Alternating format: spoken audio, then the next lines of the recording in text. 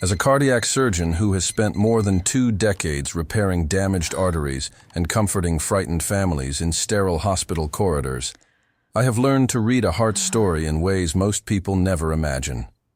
The scars on an artery, the pattern of plaque in a coronary angiogram, the subtle way a patient describes their fatigue. These are not just clinical details to me. They are chapters in a narrative that, with surprisingly small interventions, can be rewritten. Yet time and again I encounter the same quiet paradox. Patients who appear to be doing everything right. They walk, they avoid smoking, they try to eat well, and still arrive in my office with cholesterol numbers and arterial blockages that should not exist. That paradox is what this video is about. Today I will expose the single habit I have seen, more than any other, quietly drive cholesterol into dangerous territory. I will explain why that habit outranks many others in its ability to produce the kind of metabolic stress that ends with clogged arteries. I will show you, with clear physiology and practical steps, how stopping this one thing can begin to lower your cholesterol in a matter of weeks, improve inflammation, and restore confidence in your health. Before we begin, a brief note. The information I present is intended to inform and empower. It is not a substitute for personalized medical care. If you have high cholesterol, heart disease, or other chronic conditions, please discuss any changes with your physician. Let me tell you about a man I will call Mr. Anthony. He is 63, a retired teacher who walks 3 miles most mornings, tends a modest vegetable garden, and has never smoked in his life. He drinks coffee with a relaxed ritual, or so he believed. He is careful, he told me. He chooses the lighter options at the supermarket and eats yogurt and cereal because those labels say low fat. Yet his blood work, taken at a routine annual exam, revealed stubbornly high LDL cholesterol and elevated triglycerides. A follow-up imaging test showed concerning plaque in his coronary arteries, not yet symptomatic, but undeniably there. He was baffled. He had been doing his best. How had his arteries become a veiled list of hazards? What happened next is familiar to any clinician who has treated adults across decades.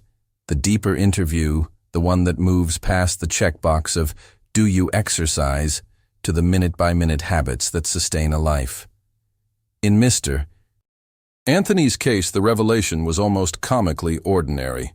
Several times each day, coffee sweetened with spoonfuls of sugar, a mid-afternoon energy bar that boasted of being low-fat, a late-night bowl of cereal because it felt comforting and light. On paper, each of these choices seemed innocuous. A measured teaspoon of sugar here, a packaged snack marketed as healthy there.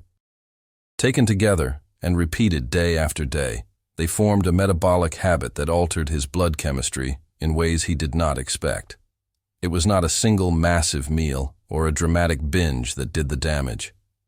It was the quiet, repeated pattern of refined carbohydrates and added sugars throughout the day that, over months and years, told his liver to change its behavior, to create more triglycerides, to alter lipoprotein patterns, and to feed the process of inflammation that turns circulating cholesterol into destructive plaque. The scene is not rare. I have met surgeons and accountants, gardeners and artists, people who seem outwardly healthy, but whose arteries read like a cautionary tale. They are not reckless with their health, often the opposite. They follow public health messages that have been simplified to the point of confusion. Avoid fat, choose low fat, eat whole grains, and so on. These messages, rehabilitated and rebranded by the food industry, have produced a landscape in which processed low-fat foods are supplemented with sugar and refined starches to keep them palatable. The result is a diet that may be lower in visible fat but higher in the kinds of carbohydrates that trigger a cascade of metabolic responses harmful to the cardiovascular system. The irony is bitter. In trying to follow widely circulated nutritional advice and marketing claims, many people have adopted behaviors that raise the very numbers they hope to lower. The shock for patients like Mr. Anthony is not only in the diagnosis, but in the realization that the culprit is often mundane and hidden. It is the daily coffee ritual made sweeter by sugar. It is the healthy snack engineered to replace fat with carbohydrates. It is the small, repeated choices that, collectively, create insulin spikes and metabolic strain. Those insulin spikes are not abstract metabolic footnotes. They tell the liver to synthesize and package lipids in a different way, to raise triglycerides, and to encourage the production of small, dense LDL particles that infiltrate the arterial wall more easily and provoke inflammation. Over time, this is the biology of plaque. This is the story that shows up on imaging and in operating rooms, and it is as preventable in many cases as it is insidious. When I explain this to patients, I do not rely on scare tactics. I rely on explanation and possibility. Medical practice has two tasks: to reveal what has gone wrong and to map the practical steps that put a person on a different trajectory. In the coming sections of this series, I will walk through the science behind the habit, explain how the liver, insulin, and lipoproteins interact, and, most importantly, describe the concrete, sustainable changes that replace that habit with healthier alternatives. We will explore evidence-based dietary strategies that improve lipid profiles, discuss the role of physical activity beyond simple steps, and consider the realistic, modest adjustments someone can make without abandoning the joys of life. You will meet more patients I have treated, not as anonymous case files, but as human beings who made small changes and saw meaningful results.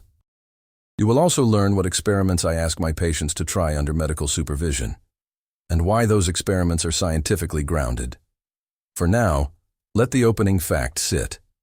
Many of the cholesterol problems I treat are not caused primarily by large amounts of saturated fat eaten occasionally, but by the persistent, daily use of added sugars and refined carbohydrates that alter metabolism at the liver level. Understanding that reframes the choices available to anyone watching this video.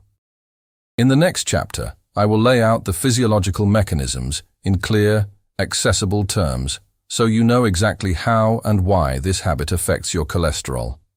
I will stick to plain language, but I will be precise.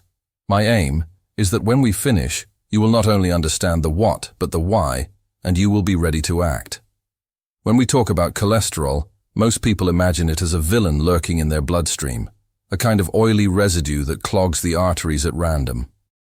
But biology is never that simple. Cholesterol itself is not an invader. It is a natural molecule, present in every cell membrane, essential for producing hormones, vitamin D, and bile acids that help digest fats. Without cholesterol, life would not function as we know it.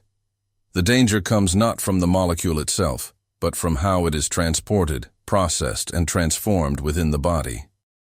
To understand why one habit can push those processes into chaos, we have to start with the liver, the silent regulator that sits behind almost every cholesterol story. Your liver is both a factory and a recycling center. Every day it manufactures cholesterol to meet the body's needs and repackages what you eat into complex transport vehicles called lipoproteins. Think of these as delivery trucks that carry fat and cholesterol through the bloodstream to the tissues that need them.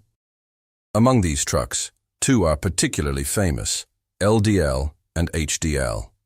LDL, often labeled bad cholesterol, delivers cholesterol from the liver to the cells. HDL, the so-called good cholesterol, collects excess cholesterol from the tissues and returns it to the liver for reuse or disposal.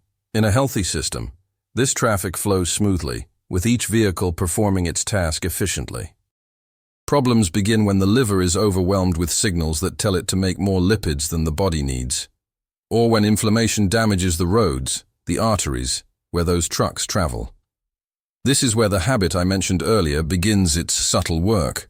When you consume sugar or refined carbohydrates frequently, not occasionally, but throughout the day, your blood glucose rises repeatedly.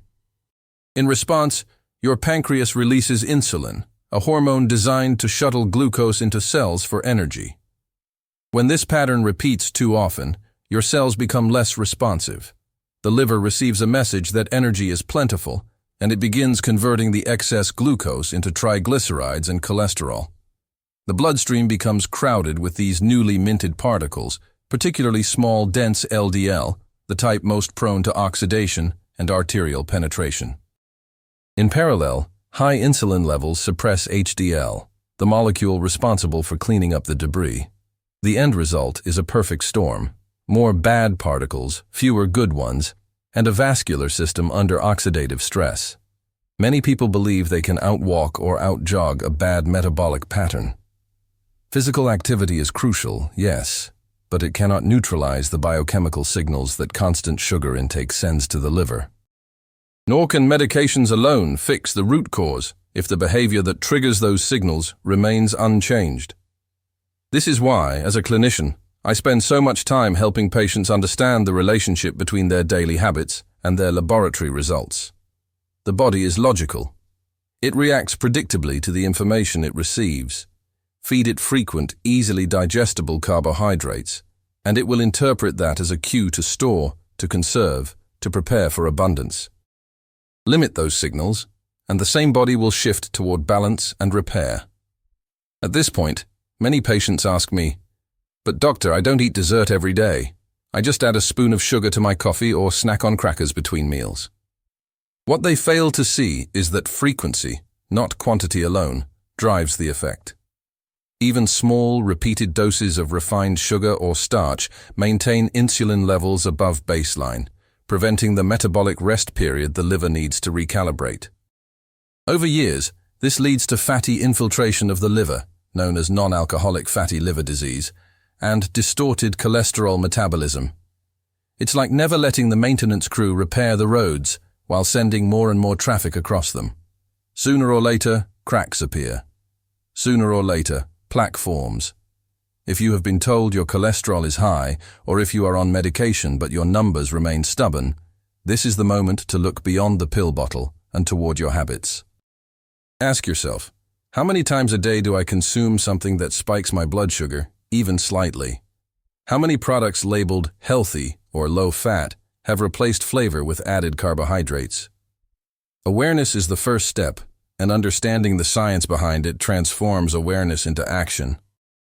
Now, before I reveal the habit in full, which you may already suspect, let me briefly step aside to thank you for watching and remind you that if this explanation resonates, please consider subscribing to this channel. Each week I share insights from my experience in cardiovascular medicine, how your daily choices shape your arteries, your energy, and even your brain health. Subscription is free, and it helps ensure that reliable, evidence-based information reaches more people who may never have the chance to sit across from a heart specialist. If you care about protecting your heart or helping someone you love do the same, your presence here truly matters. Let's return to our discussion, because this next part is where the pattern becomes crystal clear. The one habit I warn against is not an exotic vice. It is the normalization of constant sugar intake, the cultural permission to sweeten every beverage, to snack between meals, to graze on processed carbohydrates throughout the day. The human metabolism evolved for rhythm, periods of nourishment followed by periods of rest. Modern life has erased that rhythm, replacing it with perpetual feeding, even if the portions seem small. That interruption of metabolic rest is what keeps the liver producing cholesterol and triglycerides at harmful rates. Consider again Mr. Anthony. When he removed sugar from his coffee, stopped snacking on cereal bars, and began spacing his meals by 4 to 5 hours, the change was remarkable.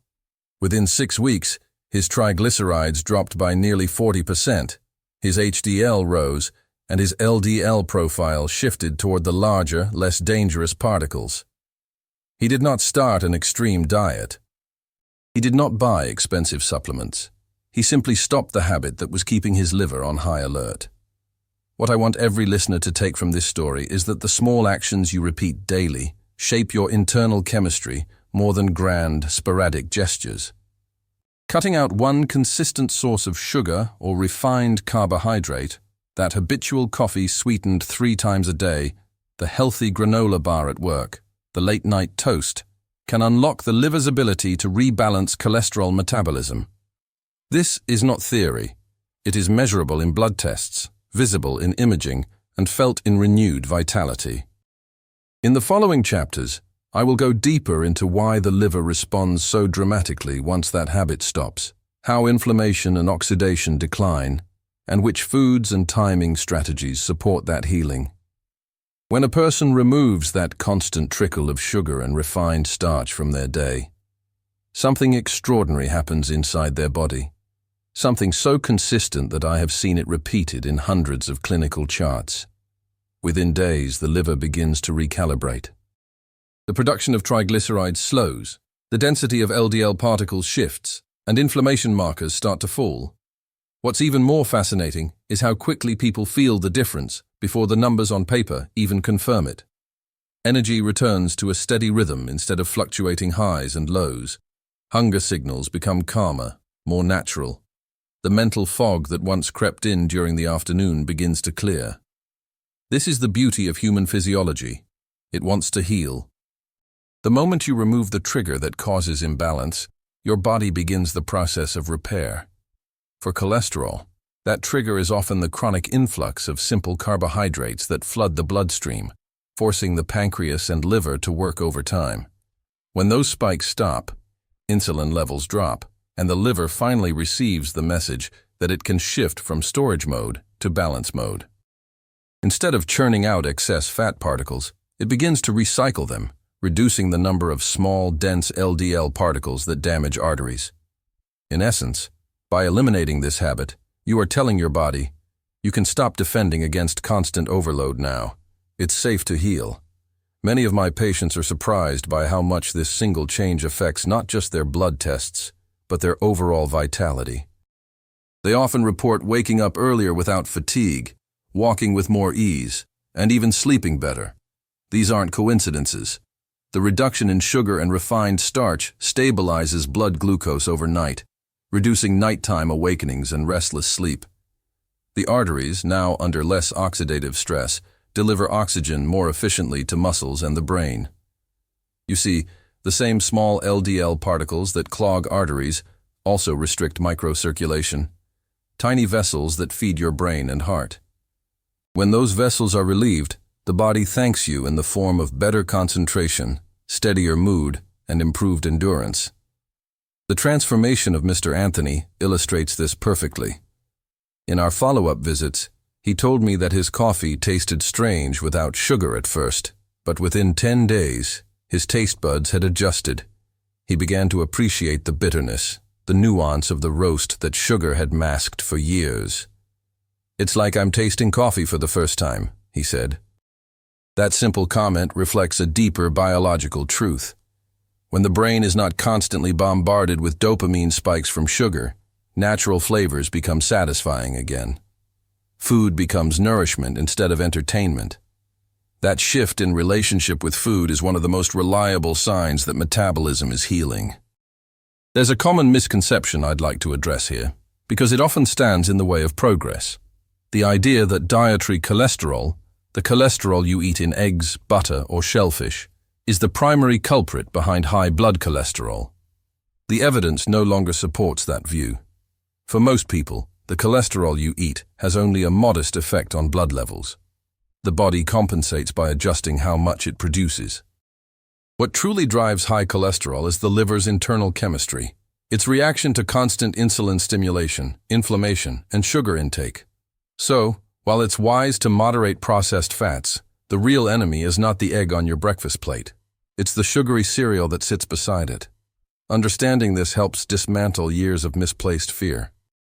It means you can build a diet rich in whole, nourishing foods, avocados, olive oil, nuts, fatty fish, without guilt, as long as you control the refined carbohydrates that distort the liver's signals.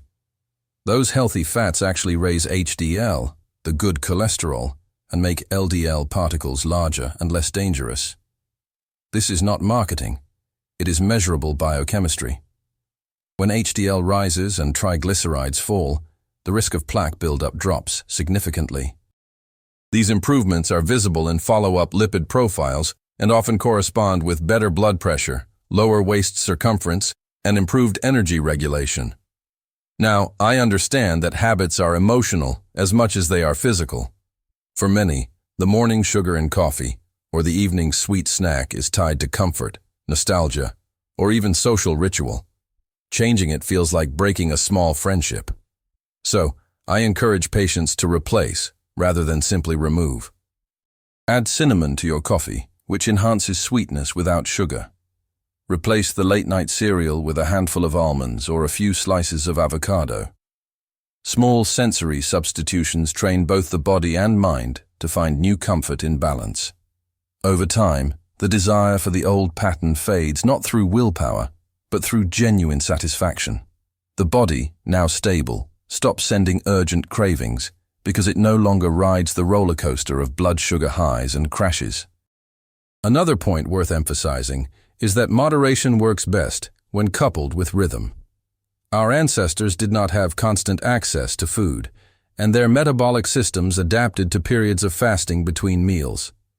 Giving your body at least 4 to 5 hours without snacks allows insulin levels to normalize and encourages the liver to use stored fat for energy. This gentle metabolic rest is not starvation, it's a physiological necessity for repair. When you combine reduced sugar intake with meal spacing, you create the perfect internal environment for cholesterol correction. I sometimes describe it to my patients this way. Imagine your metabolism as a city. Insulin is the traffic light system, cholesterol is the delivery vehicle, and your liver is the logistics center.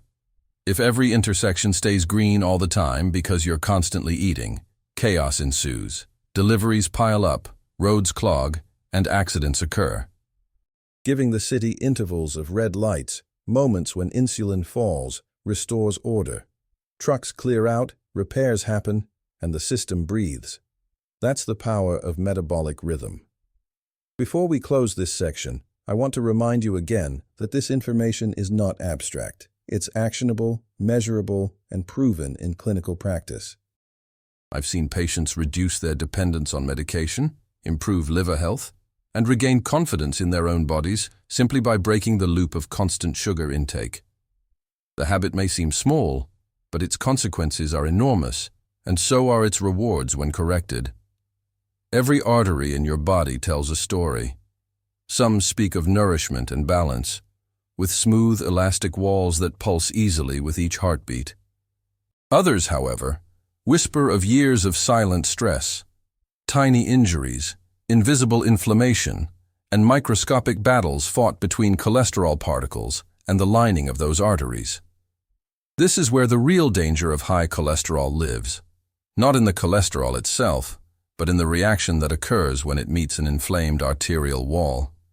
Understanding this interaction is crucial because it's the reason the same cholesterol number can be harmless in one person and deadly in another. Inflammation acts like a spark on dry wood. When LDL particles circulate through the bloodstream and encounter a damaged or irritated artery, they can slip beneath its surface and become trapped. Once there, they oxidize. Essentially, they rust. The immune system, sensing a problem, rushes in to repair the area, sending white blood cells and inflammatory chemicals to the site. These cells engulf the oxidized cholesterol and swell into foam cells, which over time pile up, forming a fatty streak. Layer after layer, this process builds into plaque, a slow, silent construction project inside your arteries that eventually hardens and narrows them. It's this narrowing that limits blood flow to the heart, brain, and other organs, setting the stage for heart attacks and strokes. Now, why does this matter in the context of that one habit we've been discussing? Because frequent sugar and refined carbohydrate intake doesn't just increase LDL production. It also fuels the very inflammation that makes LDL dangerous.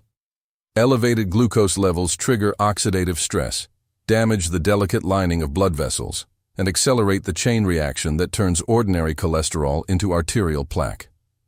Sugar feeds the fire. When you remove it, you extinguish the sparks that keep the inflammation alive.